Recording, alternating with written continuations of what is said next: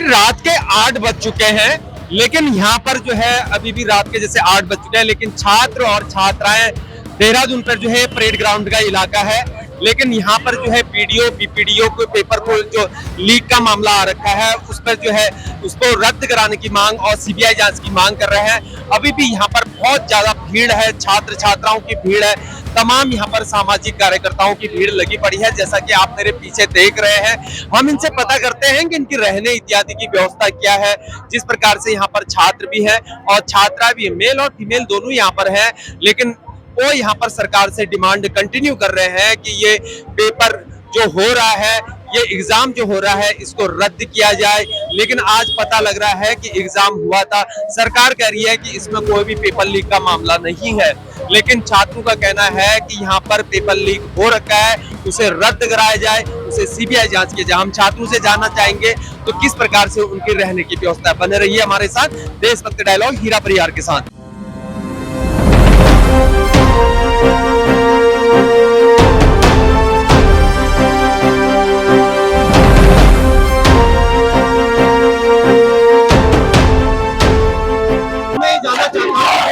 सरकार ये कह रही है कि इसे पेपर लीक का मामला नहीं कहा जा सकता है, उनका हाकिम कोई भी नहीं है यहाँ पर।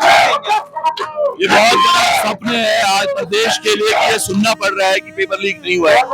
3-3 पन्ने वो खुद एडमिट कर रहे हैं कि बाहर हो गए। 12 प्रश्न अगर हम माने कि ये केवल एक ही व्यक्ति है, वैसे इसमें संदिग्धता लगती है मुझे, क्योंकि वो चोर इतना इंटेलिजेंट तब रहा होगा कि कम से कम उसने 5-10 ऐसे लोग बाहर बिठाए होंगे जिनको वो 3-3 पन्ने भेज सकता। और ऐसे कितने लोग होंगे जिनकी तरफ से ये नोटिफिकेशन को आई होगी कि हाँ ये क्वेश्चन आंसर देना, ये आंसर देना, ये आंसर देना है।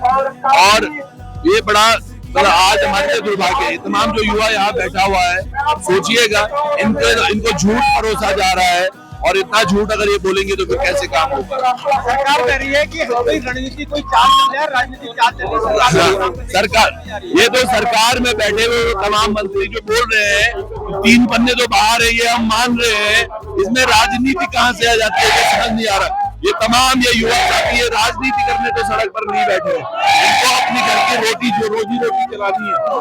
बच्चे 12 प्रश्नों का मतलब अगर केवल ये होता है 12 प्रश्नों में कम से कम तो हजारों बच्चे पीछे हो जाएंगे, इसका कोई संज्ञान लेने वाला नहीं है। जब कोई आवाज उठा रहा है तो ये उसको बस बोल दे रहे हैं, क्योंकि ये सत्य को दबाने का प्रयास कर रहे हैं और हर उस व्यक्ति को झूठा बता रहे हैं जो इनके विपक्ष में आज खड़ा है। आप मिलने के लिए गए थे तो क्या बातचीत हुई और मुलाकात तो हुई है, पर प्रेस कॉन्फ्रेंस अभी तक ऐसा कुछ नहीं आया। वो मुझे सुबह से भी लग रहा था कि धामी जी के वादे हमेशा खोखले होते हैं और वो खोखले वादे पर ही यहाँ तक पहुंचे हैं।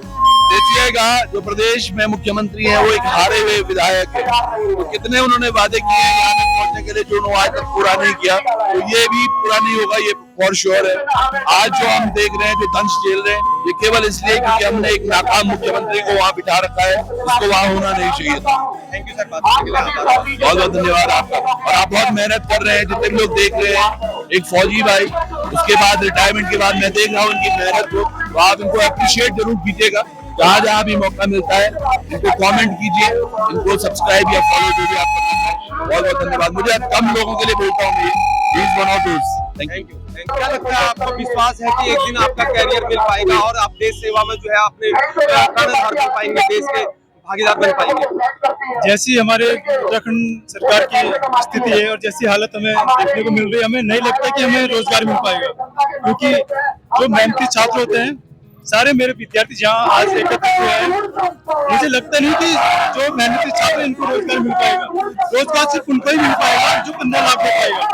यहाँ जितने भी छात्र आज इकट्ठे हुए हैं, हमारे पास किसी के पास 15 लाख नहीं है, सारे गरीब परिवार से बिलोंग करते हैं। तो ऐसे स्थिति में तो मुझे लगता नहीं है कि हमें न्याय मिल पाएगा और हमें रोजगार मिल पाएगा। हमें 2020-21 में अभी एग्जाम दे रहा हूँ तो हम सड़कों पे ही उतर रहे हैं, लेकिन हमारे साथ न्याय नहीं हो रहा है।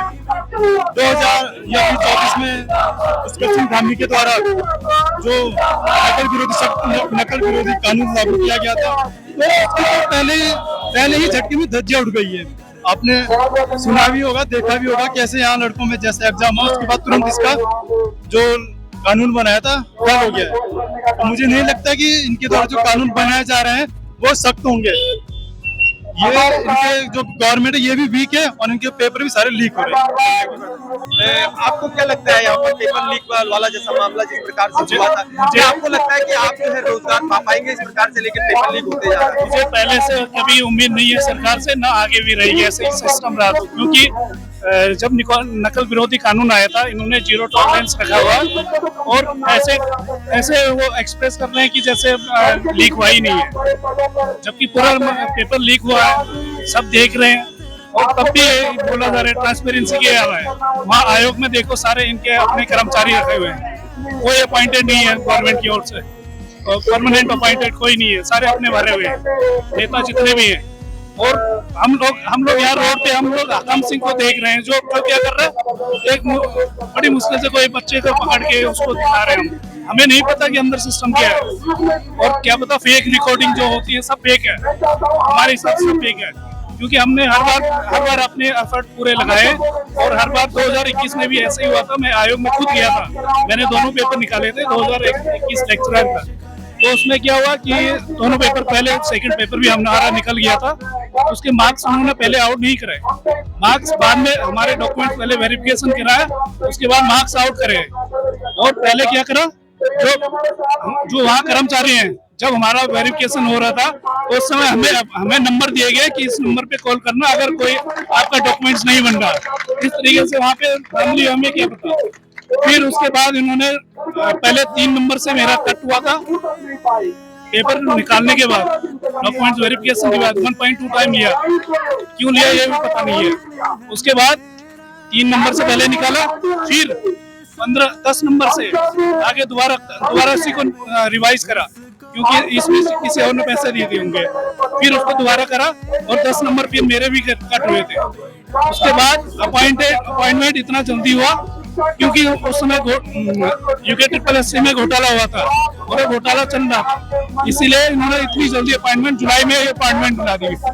और ये हाल है गवर्नमेंट के लिए, कोई बोल नहीं सकता, सब CBI तक भी इनके ही है। गवर्नमेंट आपको जो एग्जाम अगर गवर्नमेंट की CBI जांच भी कराती है तब भी कुछ होने वाला नहीं है। री एग्जाम कराएगी सरकार, लगता है आपको? सरकार कराए ना कराए हमारा तो लॉस ही होगा। आपके परिवार में कोई जो हाँ, हमारे भाई बहुत से भाई लोग एग्जाम दे रहे थे, बहुत उम्मीद से 8-8, 10-10 घंटे पढ़ रहे थे। मैं उन्हें पहले ही बोल चुका था इस सरकार से आपको उम्मीद लगाना ही बेकार है। यहाँ पे सरकार और विपक्ष दोनों की एक साठगांठ है और जिससे केवल और केवल छला यहाँ का युवा जा रहा है। अब मैंने किसी से कहा कि यहाँ का विपक्ष मर चुका है, तो उस युवा शक्ति ने मुझे एक जवाब दिया, भाई जी ये विपक्ष मरा नहीं है, ये विपक्ष बिका हुआ है। तो याद रखिए, जहाँ सरकार और विपक्ष दोनों साठगांठ करके युवाओं को सड़क पर बैठा रहे हैं। आप युवाओं को देखो, ये बेचारे युवा यहाँ बारिश धूप में यहाँ पे क्यों आए हैं? ये केवल इसलिए आए कि एक पेपर के लिए लड़ रहे हैं और सरकार एकदम बगल में यहाँ पे भाजपा का मुख्यालय है देहरादून में, ये लोग सारे कान बंद करके बैठे हुए हैं और युवा यहाँ सड़क छाप रहा है पूरी की पूरी। तो इस सरकार को शर्म आनी चाहिए, देश के सर्वोच्च पद पे बैठे आदमियों को शर्म आनी चाहिए, सरकार में मेन पद में बैठे मुख्य सचिव को शर्म आनी चाहिए, धामी को शर्म आनी चाहिए। ये सारे के सारे लोग मिलकर, लेकिन सेक्रेटरी तो बोल रहे हैं कि यहाँ पर पेपर लीक नहीं कहा जा सकता। देखो आप ये सोचिए, ये सारे के सारे सरकारी पद पर नहीं है, ये भाजपा के दलाल हैं। इनका एक सूत्रीय कार्यक्रम है, किसी तरीके से भाजपा की दलाली की जाए और मलाई खाई जाए। अगर इन्होंने इतना बोल दिया तो इनका टेन्योर 1 साल और बढ़ गया, इनके लिए यही काफी है। ये सारे के सारे मिलकर इस चीज को पूरा देखो, ये आपदा इतनी भीषण आपदा, जिस भीषण आपदा में हम बाई हेलीकॉप्टर नहीं जा सकते, उस भीषण आपदा में इतना बड़ा एग्जाम जो लोगों की बहुत बड़ी आशा थी, उसे करवाना ही अपने आप में आपदा में अवसर खोजना है। ब्रदर, आप जिस तरह से बात कर रहे हैं, लेकिन सोशल मीडिया में कई लोगों का, जिस तरह से आपने बोला कि सेक्रेटरी का बढ़ा देने वाला, ये बोले कि नौकरी की बैठा के तो नहीं दे रहे, कि उसे आप जो काबिलियत के अनुसार उसको जॉब मिली है। देखो, उसको काबिलियत के अनुसार नौकरी अपनी नियमावली का पालन करने के लिए मिली है, ना कि भाजपा ऑफिस के नियमावली का पालन करने के लिए। अगर वो आदमी, वो व्यक्ति जो सरकार में सबसे ऊपर पद पर बैठा है, एक बार हट जाता और कहता है कि भाई साहब ये पेपर कैसे लीक हो गया, कैसे आधे घंटे के अंदर 3 पर्चे आपके सब बाहर चले जाते हैं, और उसको पूरी सरकार पूरा अमला उसे जस्टिफाई करने को लग जाता है, तो क्या वो इन बच्चों के साथ धोखा नहीं है? आपको क्या लगता है? ये कोई नियमावली है? आप भी सोचेगा, हम भी सोचेंगे, आज ये है, कल आपके बच्चे होंगे, सबके बच्चे यही सड़क पे बैठेंगे और सारी की सारी नौकरी खाएंगे भाजपा कांग्रेस के दलाल। ये बात आप देख लीजिएगा।